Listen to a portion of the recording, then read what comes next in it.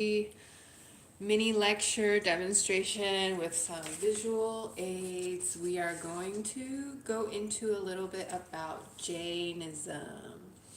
It is a very well hidden secret of South Asian history.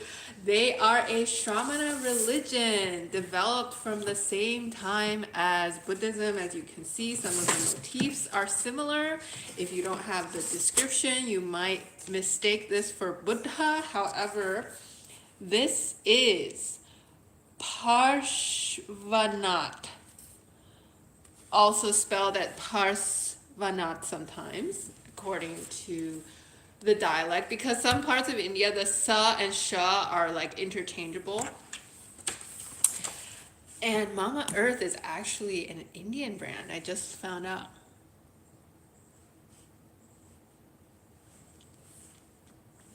So yes, welcome to today's talk on Jainism. I will be reading from this great historian based out of Mount Holyoke. I'm not sure if she still teaches there or not. She is of South Asian, South Indian heritage, and I have never met her in person, but I really enjoy her perspectives. She's pretty eclectic. She also has some talks on Tanjore art, which is also in this catalog. And she's not afraid of like the touchy issues of South Asia, you know. This is Tanjore painting, court paintings. So this is the closed version with the guardians out front. And then when you open it, you have two Brahmins with the gods. And the gods are all decked out in gold. You can also DIY your own Tanjore painting nowadays, since it's not restricted to the court anymore. Anyone with money and skill and time and energy and devotion to the gods can make it. And happy Krishna Day. Krishna Day. Jai Shri Krishna. And yeah, the Brahmin is just with normal paints, no gold. I just noticed that recently. So yeah, this is from the 20th century of South India. So yeah, sometimes like when things get a bit touchy, you just use geographical terms to denote where the art is. So this is all like Rajasthan, Gujarat. When you say those terms and then like the theme is of the Jain tradition, then you can just think of it as Jain art. However, it is not written, as we shall find out soon why it is not written. Like the word, the religious term is not used. So these are some like methodological concerns that only we can talk about in spaces like, you know, elite America. Excuse me. This is in a collection about Jain history called Open Boundaries, first published in 1998 in the US, and then it was published in India. There were a lot of, you know, intellectual exchanges in the 90s. However, nowadays it is not happening so much, unfortunately. Chapter 9, Shramanas, excuse me, Shramanas against the Tamil way. Jains as others in Tamil Shaiva literature. And we will see how language plays into this as well. Like I discussed in my previous video about the Sanskrit versus other languages in studying how South Asia is agrarian or not agrarian. That's like one divide for some historians. Like, oh, they're agrarian if they don't, you know, they have agrarian surplus. They have surplus when they can have a person who knows Sanskrit. That's like the idea behind it. Okay, but Jains don't. Jain, like in this article, you will see. Dr. Indira Viswanathan Peterson, Jains and Shaivas in the Tamil region. The story of the rediscovery of the classical texts of Tamil literature in the modern era begins with a day in 1880 when Selam Ramasamy Muttaliyar, a government official who is also a man of letters, gave U.V. Swaminatha Iyer, rising Tamil scholar and college professor, a handwritten copy of the first chapter of a work entitled Chivaka Chintamani and asked him to explain the text, which was entirely unfamiliar. To his chagrin, Swaminatha Iyer found that his impeccable training in Tamil literature had not prepared him to read this text. Swaminatha Iyer discovered that the Chivaka Chintamani was a long poem by Tirotha Katevar, a Jain poet. Oh my gosh, Jains exist. He also learned that the 10th century work, which earlier had been regarded as one of the finest poem in the Tamil language, was known only to scholars in the small Tamil Jain community. They exist. The discovery of the Chintamani spurred Swaminatha Iyer onto his illustrious career as the discoverer and editor of the long-neglected classics of the so-called Chankam corpus of ancient Tamil poetry, the earliest portion of which dates back to the 1st century BCE. 1st century before Common Era, so 2,100 years ago, Tamil literature started. Embedded within the narrative of the recovery of the classical literature of the Tamils is a second narrative, one concerning Shaiva-Jain relations in the Tamil region. It's going to get a bit bloody, so buckle up.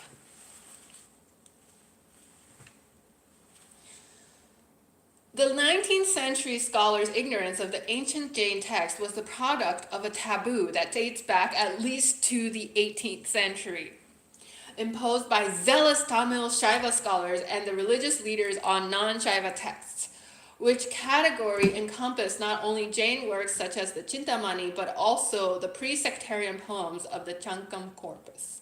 The Jains are important actors in the history and culture of the Tamil people. They participated in the mainstream of Tamil learning and literature in its formative period and continued to contribute to it well into the late medieval era. The 18th century taboo on Jain literature and on Chankam classical literature, which included works by Jains, is only the latest chapter in a history of Shaiva antagonism towards the Jains in the Tamil country that stretches over a period of nearly 1,300 years. In fact, there is reason to believe that anti-Jain polemic was an ingredient of the rise of the Tamil Shaiva sect as the dominant religious affiliation of the population of Tamil Nadu, which is South India, from the 11th and 12th centuries, if not earlier, to the 20th century. The word is not even used. Okay. Jains are consistently portrayed as hated others in Tamil Shaiva literature from the 6th century onwards. In the hymn collection known as Devaram, the same poets known as Nayanar, leader master, who led the Tamil Shaiva Bhakti movement in the 6th and 7th centuries, energetically condemns Jains and Buddhists for their doctrines and practices. Of the two major non-Vedic religions, Jainism bears the brunt of the Shaiva poet saints' polemic. According to the medieval Tamil Shaiva hagiographies and Puranas, mythological narratives, Appar and Campantar, the saint poets, vanquished the Jain monks who had been persecuting them, won the support of kings and commoners for Shaivism, and drove Jainism out of the Tamil region. So then, like in the 11th and 12th century, they made these in Rajasthan, Gujarat. There's also a chapter on how like Durga became a vegetarian goddess in Saurashtra, which is like Gujarat's old name pre-independence. That's also a really interesting chapter. As Richard H. Davis points out in this volume, the Shaiva representation or construction of Jainism in the Tamil region has been, by and large, uncritically accepted by modern historians, and has formed the basis of what he calls the standard narrative of the religious and cultural history of the Tamil region in modern scholarship. Recent work by Champaka Lakshmi, 1978, Appar, 1987, Davis, 1991, and in this volume, has shown how important a critical examination of the standard narrative is for a more reliable picture of Tamil religious and cultural history.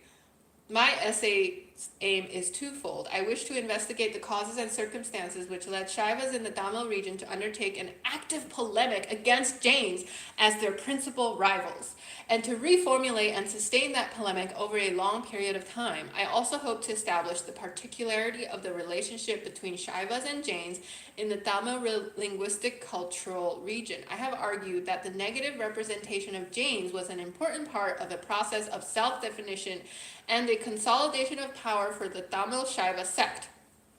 For Tamil Shaivas,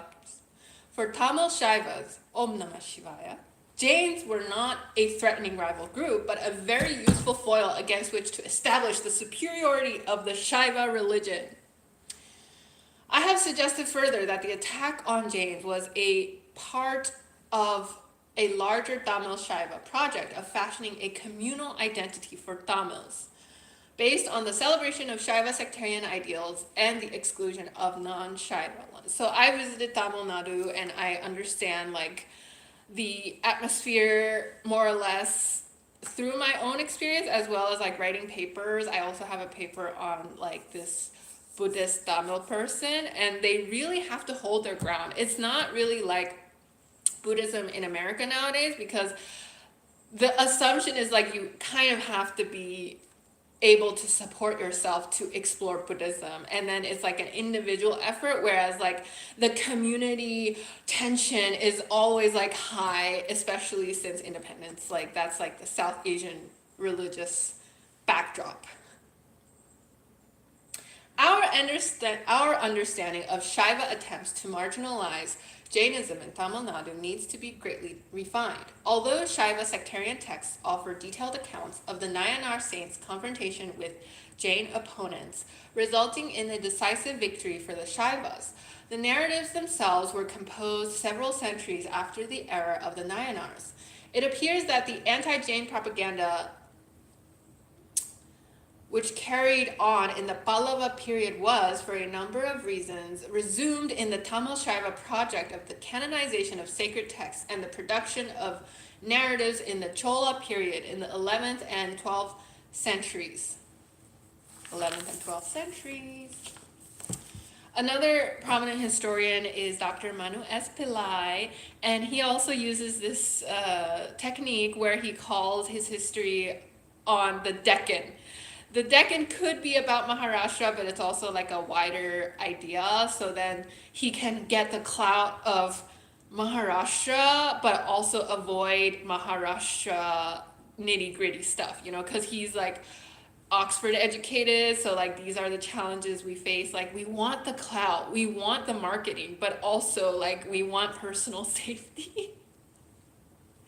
Yeah, so check out his Deccan history if you're interested in Maharashtra. That's my marketing for him. The hymns of the Shaiva saints are replete with graphic invective against Buddhists and Jains as hated rivals. While it is in its own way programmatic, as I will show below, programmatic, I'm not quite sure what that means. The Nayanars' impassioned critique appears to be driven by the rhetoric of immediacy, the needs of appealing directly to an immediate audience. This is in contrast to the rhetoric of the Tamil Shaiva text of the Chola period. In the Tiruttontar Puranam, the narrative of the holy servants, popularly known as Periyar Puranam, PP, the great narrative. Periyar is also a great man in the 20th century, so if you just take the R off of Periyar, let me write it down, it becomes an adjective. I do not know the Tamil alphabet. I'm just picking it from the Latinized stuff. The celebrated 12th century hagiography of the 63 Shaiva Nayanar saints, Chekilar, presents full-blown narratives of the persecution of the Nayanars by Jains, miracles performed by Shiva and his saints, and ultimate triumph for Shaivism, represented by the conversion of kings to Shaivism as major events in the lives of Appar and Campantar. PP Book 5 and Book 6. No, Book 9. Roman numeral. Regardless of the reality or otherwise of a Jain threat to Tamil Shaivism in the medieval era, it seems that medieval apologists for Tamil Shaivism found the narrative of confrontation with the Jains conceived as glorious heroic myth, a constructed history of Shaiva triumph over Jain monks, and doctrines useful for establishing the legitimacy of their own religion. The Tamil Shaiva antagonism towards Jains is in some ways an outgrowth of an older pervasive conflict between cults based on Vedic Brahmanical religion and Buddhism and Jainism, also known as Shamanas. So there's another sect called Ajivikas, which also lasted like 2,000 years after this movement against the Vedic Brahmanical religion, but it died out. The so-called Shramana, strivers for liberation or heterodox religions. Tamil Shaiva attitudes have much in common with those of Gupta-era 4th to 6th century Brahmanical cults and sects all over India, in whose Purana texts, according to Dr. O'Flaherty, she's also known as Dr. Doniger now, we find well-developed ideological positions and polemical arguments directed against the Shramana sects as heretics, pasanda. Like their Sanskrit Purana counterparts, the early Tamil Shaiva texts often lump Buddhists and Jains together as heretics. Yet, Appar and Campantar reserve their most vigorous attacks for the Jains, and their condemnation of their opponents exudes the distinctive flavor of the political and social history of the Tamil region in the 6th and 7th century Tamil Nadu. In this, the Tamil texts also differ from the confrontation of philosophers of various Hindu schools with the Shramana sects. In the Indian context, bhakti devotional texts and bhakti-based sectarian texts written mainly in regional languages are notable for the readiness with which they reveal their affiliation with particular places, local events, and regional society and culture. Ramanujan, 1973, he's also a very prominent scholar. He wrote the 500 Ramayanas, arguing that there are regional diversities within the narration of the epic Ramayana. However, it is being banned in certain textbooks in India, so we can only teach it here in America, I guess. It would be instructive, for instance, to contrast Shaiva-Jain relations in Tamil Nadu with the contestation between the two religions in Gujarat, or in Tamil Nadu's neighboring regions of Karnataka and Andhra Pradesh. Here, I only hope to show that the anti-Jain rhetoric, which has repeatedly surfaced in Tamil Shaiva literature, is part of the Tamil Shaiva effort to establish the identity of Tamil culture and Tamil Shaiva culture. Until the modern era, conflict with Jains, and even more importantly, accounts of such conflict, have been an integral part of the self-presentation of the Tamil Shaiva sect as the authentic representative of the Tamil regional culture. There's also a lot of beef going on between like different linguistic cinemas.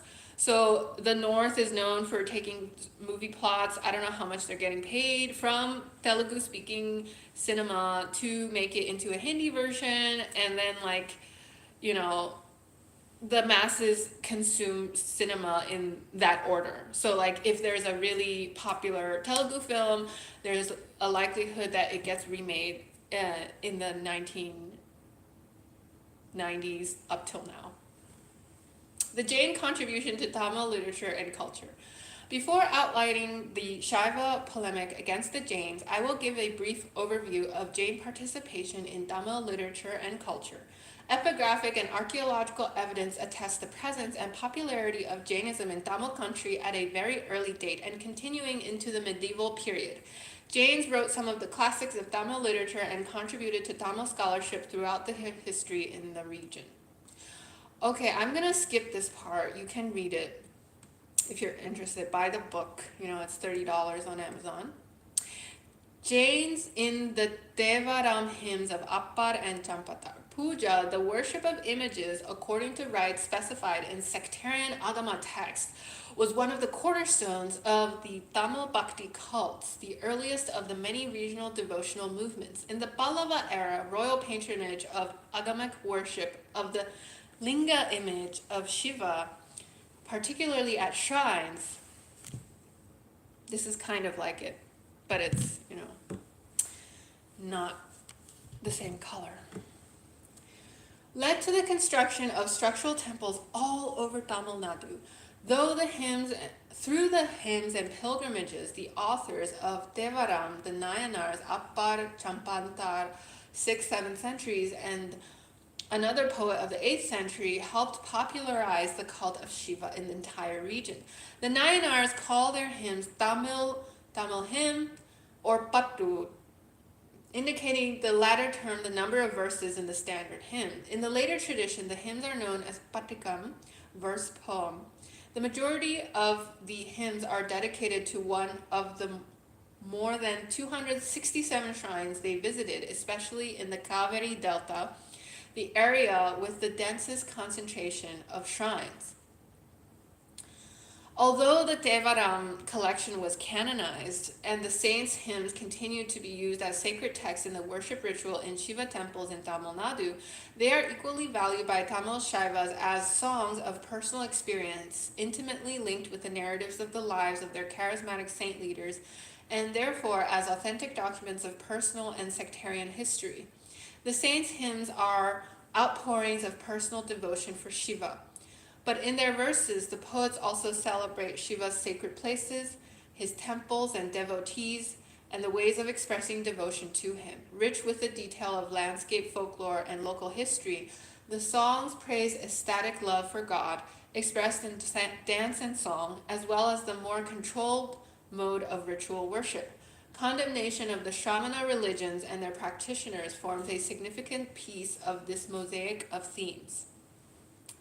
Appar focuses his critiques on Jain monks, castigating them and their religion, and laments his own wasted years as a Jain monk. His poetry is pervaded by a sense of sin and guilt, and he views his earlier faith in Jainism as his greatest sin. Campantar routinely devotes the 10th verse in his hymns to invective against the Jains, either by themselves or along with the Buddhists. In a cycle of hymns dedicated to the Shiva temple in Madurai, Meenakshi Mata Ki Mandir, Meenakshi Mata Ke Mandir in Madurai. Anyways, there's also a Shiva temple. The capital of the Pandyan kingdom, he contemns the Jain monks and alludes to debates and ordeals in which he confronted them. In 2 songs in the Madurai cycle, the saint asks Shiva for his favor in order to defeat Jains in debate, and in a 3rd, he assures the Pandyan queen of his ability to defeat them. The refrain of a hymn set in Madurai is, "Make the flame kindled by Jains to burn me, slowly consume the Pandyan king instead."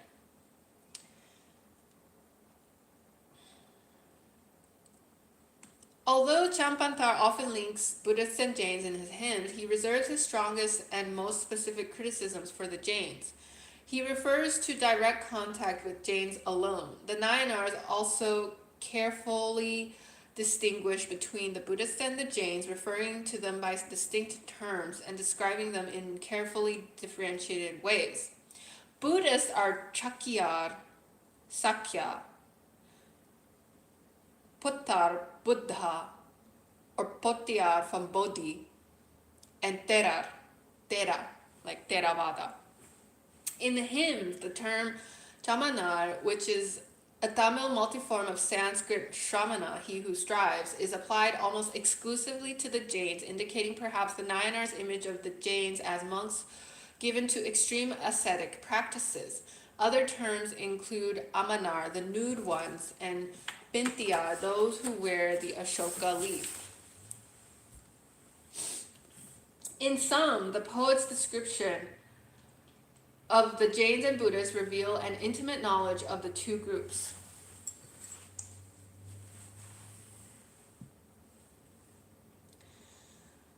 The Jains pluck out their hair, and the Buddhist monks who wear the ochre robe. Buddhists who eat seated, and Jains who eat standing. So yeah, this could either be a Jain or Buddha artwork, according to this text. Whereas this is a Jina. This is Buddha. As Dr. Doniger has pointed out, from a very early period for the practitioners of the Vedic religion and its offshoots, the question of heresy turned upon the acceptance of the Vedas. However, as she rightly notes, for them this was not a matter of dogma, but a matter of ritual. By the Gupta era, Pasanda's heretics were those who rejected Vedic ritual and the worldview in which the proper performance of Vedic ritual supported and maintained an ordered universe. Lastly, heretics are deluded people who follow erroneous paths. Like their counterparts in other Brahminical sects and cults, the Tamil Nayanars appear to view Buddhists and Jains as persons deluded by false doctrine. But as I will show below, the Tamil Shaivas redefined ritual and Veda to fit their Shaiva-centered worldview. And for them, false doctrine is not just denial of the Veda and the Vedic sacrificial ritual, but the denial of Shiva as the true God.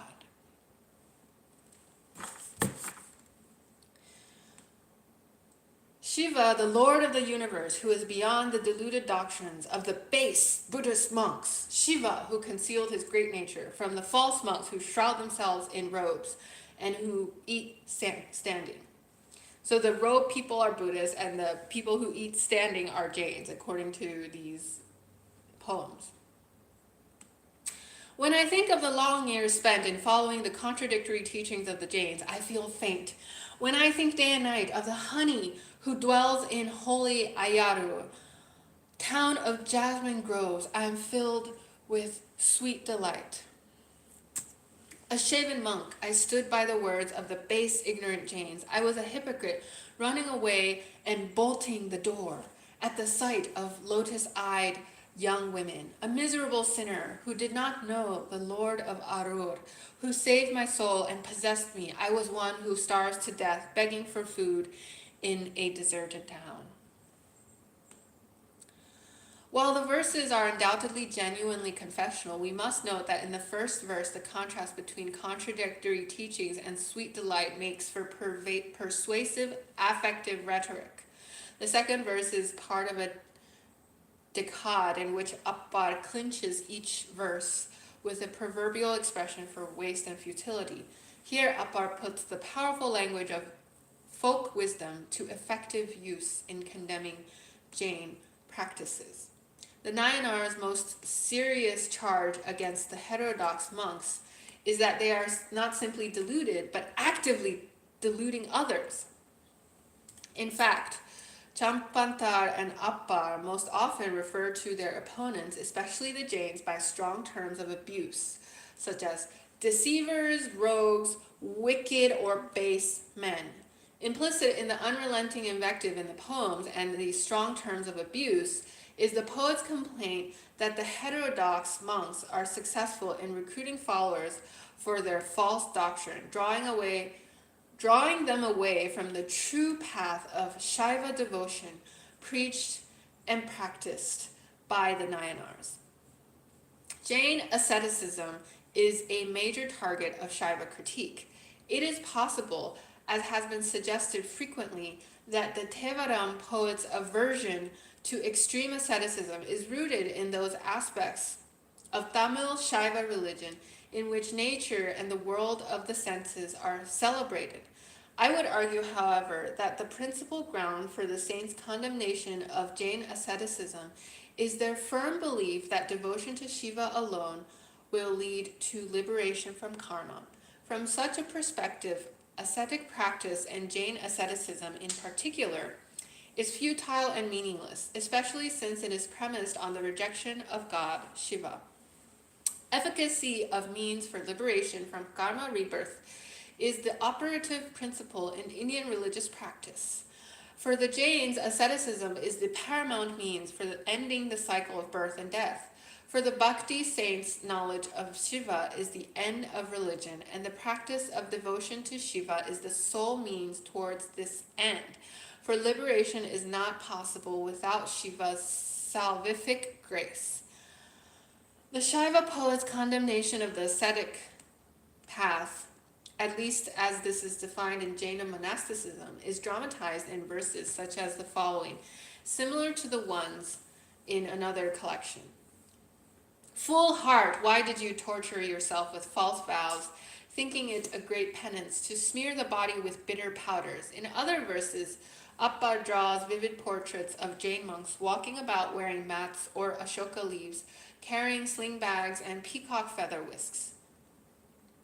Campantar, too, repeatedly refers to details of Jain and Buddhist ascetic practice. These include, for the Jains, nudity, plucking out the scalp hair, not bathing, not brushing the teeth, not eating at night, fasting in the evening, eating while standing, eating food given as alms with both hands, like this. This means like you're begging. Eating in silence, and for the Buddhists, begging, tonsure, and eating fish and meat. The tone and context of these references makes it abundantly clear that the Shaivas condemn the practices as unclean, offensive, and barbaric. Appar speaks disparagingly of the shameless Jain monks, naked Jains who fast by night, wicked monks who eat in barbaric ways, and naked Jains who eat in silence. He condemns the weak and filthy Jains with their yellowing teeth and laments, I was a deadly snake, dancing to the tunes of evil men, filthy, foul-mouthed. I wandered aimlessly, begging for food, eating with both hands. Truly a wretch. His revulsion for Jain practices comes across clearly in the cumulative rhetoric of such descriptions as, do not listen to the words of the mad Jain monks who wear mats, pluck their hair, and eat their food standing.